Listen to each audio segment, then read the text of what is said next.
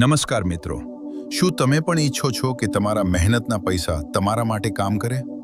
આપણે આખો દિવસ કામ કરીએ છીએ પૈસા કમાવા માટે, પણ શું આપણે એ શીખ્યા છીએ કે એ પૈસાને સાચી રીતે મેનેજ કેવી રીતે કરવા? હું છું તમારો ફાઇનાન્શિયલ મિત્ર અને આજે હું તમને બતાવીશ તમારી આર્થિક આઝાદીનો સાચો રસ્તો. ઘણીવાર એવું બને છે કે પગાર આવે તો છે, પણ મહિનાના અંતે ક્યાં વપરાઈ જાય છે એ ખબર જ નથી પડતી.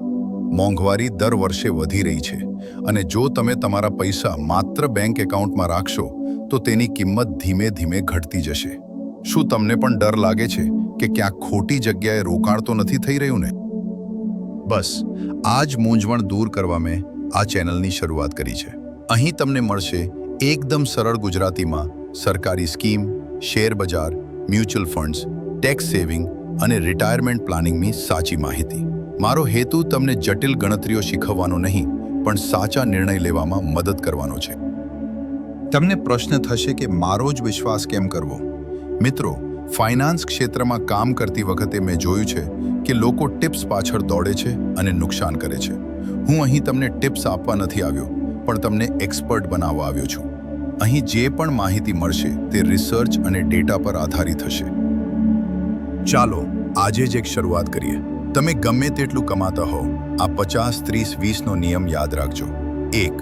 તમારી આવકના 50% ઘર ખર્ચ માટે રાખો. 2. 30% તમારા શોખ માટે. ત્રીજા પણ સૌથી મહત્વના 20% જે તમારે પહેલાં જ બચાવીને સાચી જગ્યાએ રોકાણ કરવા જોઈએ. આ રોકાણ ક્યાં કરવું એ આપણે આ ચેનલના આગામી વિડીયોમાં વિગતવાર સમજીશું.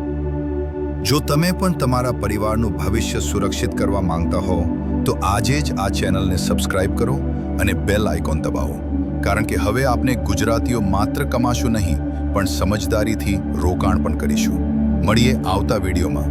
ત્યાં સુધી શીખતા રહો, કમાતા રહો.